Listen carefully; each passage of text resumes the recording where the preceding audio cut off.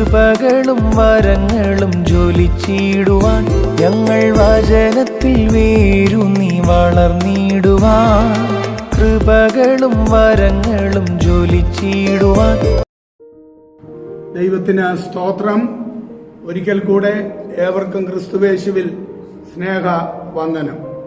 ദൈവാസ്തിക്യത്തെക്കുറിച്ചും ദൈവിക തൃത്വത്തെക്കുറിച്ചും നമുക്ക് ഈ ദിവസങ്ങളിൽ ചിന്തിപ്പാൻ ഇടയായല്ലോ.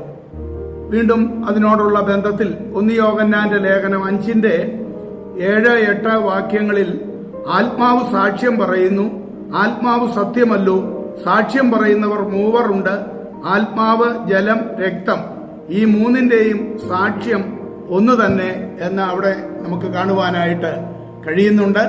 ഇംഗ്ലീഷിലേക്ക് കടന്നു വരുമ്പോൾ അതിപ്രകാരമാണല്ലോ. സ്വർഗത്തിൽ സാക്ഷ്യം പറയുന്നവർ മൂവരുണ്ട്, പിതാവ്, വചനം, പരിശുദ്ധാത്മാവ്, ഈ മൂവരും ഒന്നാകുന്നു എന്നാണ് അവിടെ അതിന്റെ ആശയത്തിൽ നമുക്ക് കാണുവാനായിട്ട് കഴിയുന്നത്. യേശുവിന്റെ സ്നാന സമയത്തും മറുരൂപമലയിൽ വെച്ചും പിതാവ് സാക്ഷ്യം പറയുന്നു. അപ്പോൾ തന്നെ പുത്രൻ സാക്ഷിക്കുന്നു, മനുഷ്യരുടെ മുൻപാകെ എന്നെ ഏറ്റുപറയുന്ന ഏവനെയും സ്വർഗസ്ഥനായ പിതാവിന്റെയും വിശുദ്ധന്മാരുടെയും മുൻപാകെ ഞാനും ഏറ്റുപറയും എന്ന് കാണുമ്പോൾ എബ്രായ ലേഖനം 3:7, അപ്പസ്തോല പ്രവൃത്തികൾ 28:27 തുടങ്ങിയ വാക്യങ്ങളിൽ പരിശുദ്ധാത്മാവിന്റെ ഇടപെടിയിലും നമുക്ക് കാണാവുന്നതാണ്. കഴിഞ്ഞകാല നിത്യതയിൽ പിതാവാം ദൈവം നിത്യൻ എന്ന് 93-ാം സങ്കീർത്തനത്തിന്റെ 2-ലും പുത്രനാം ദൈവം നിത്യൻ എന്ന് ഏശയ്യാ പ്രവചനം 9:6-ലും പരിശുദ്ധാത്മാവാം ദൈവം നിത്യനെന്ന് എബ്രായ ലേഖനം 9:14-ലും പറഞ്ഞിരിക്കുന്നതും വളരെ ശ്രദ്ധേയമാണ്. വെളിപ്പാട് പുസ്തകം 5:1, 6 തുടങ്ങിയ വാക്യങ്ങളിൽ സ്വർഗീയ സിംഹാസനത്തിലിരിക്കുന്ന പിതാവ്, അറുക്കപ്പെട്ടതുപോലെ നിൽക്കുന്ന കുഞ്ഞാടായ ക്രിസ്തു, സർവഭൂമിയിലേക്കും അയക്കപ്പെടുന്ന ദൈവാത്മാവ് തുടങ്ങിയ തൃത്വം അവിടെ നമുക്ക് കാണാവുന്നതാണ്.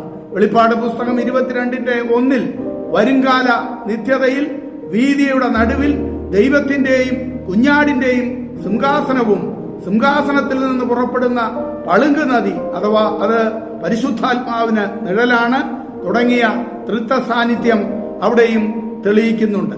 ക്രിസ്തുവിന്റെ കാൽവറി യാഗത്തിൽ ദൈവം അവനെ തകർത്തു കളഞ്ഞു എന്ന് ഏശയ്യാ പ്രവചനം 53:10 വ്യക്തമാക്കുമ്പോൾ ക്രിസ്തു തന്നെത്താൻ അർപ്പിച്ചു എന്ന് എബ്രായ ലേഖനം 9:28 നമുക്ക് കാണാം. അത് നിത്യാത്മാവിനാൽ എന്ന് എബ്രായ ലേഖനം 9:14 കാണാവുന്നതാണ്.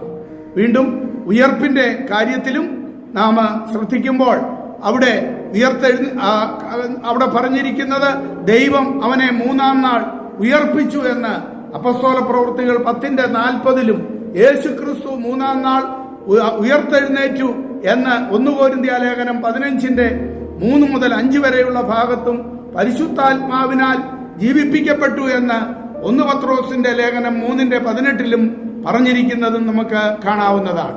കൂടാതെ പിതാവായ ദൈവമാണ് സഭയെ പണിയുന്നത് എന്ന് എബ്രായ ലേഖനം 3:4-6 വരെയുള്ള വാക്യങ്ങളിലും പുത്രനായ യേശു സഭയെ പണിയുന്നു എന്ന് മത്തായിയുടെ സുവിശേഷം 16:18-ലും പരിശുദ്ധാത്മാവാം ദൈവം പണിയുന്നു എന്ന് എഫേസ്യ ലേഖനം 2:22-ലും നമുക്ക് കാണാവുന്നതാണ്.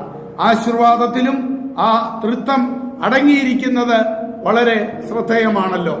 അപ്പോൾ തന്നെ പഴയ നിയമത്തില് ഇതിന് തുല്യമായി സംഖ്യാപുസ്തകം 6:24 മുതലുള്ള 24 മുതൽ 26 വരെയുള്ള വാക്യങ്ങളിൽ നമുക്ക് ആ ആശീർവാദത്തോടുള്ള ബന്ധത്തിലും കാണാവുന്നതാണ്.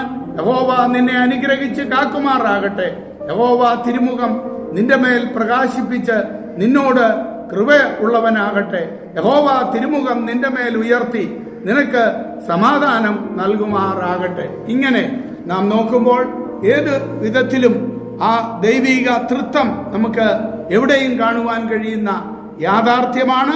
അതേ തൃത്വത്തിൽ ഏകനായ ദൈവത്തെ നാം ആരാധിക്കുന്നുവല്ലോ. വീണ്ടും ദൈവവചനത്തിൽ നമുക്ക് അടുത്ത ദിവസം ചിന്തിക്കാം. ഏവരെയും കർത്താവ് അനുഗ്രഹിക്കുമാറാകട്ടെ. ആമേൻ. കൃപകളും വരങ്ങളും ജ്വലിച്ചിടുവാൻ ഞങ്ങൾ വചനത്തിൽ വേരൂന്നി വളർന്നിടുവാൻ. കൃപകളും വരങ്ങളും ജ്വലിച്ചിടുവാൻ ഞങ്ങൾ വചനത്തിൽ വേരൂന്നി വളർന്നിടുവാൻ. പിന്മഴയെ വീണ്ടും അയക്കണമേ നിഞ്ജനമുണർന്നിടുവാൻ. പിന്മഴയെ വീണ്ടും അയക്കണമേ നിഞ്ജനമുണർന്നിടുവാൻ. പരിശുദ്ധാത്മാവേ ശക്തി പകർന്നിടണേ. പരിശുദ്ധാത്മാവേ ശക്തി പകർന്നി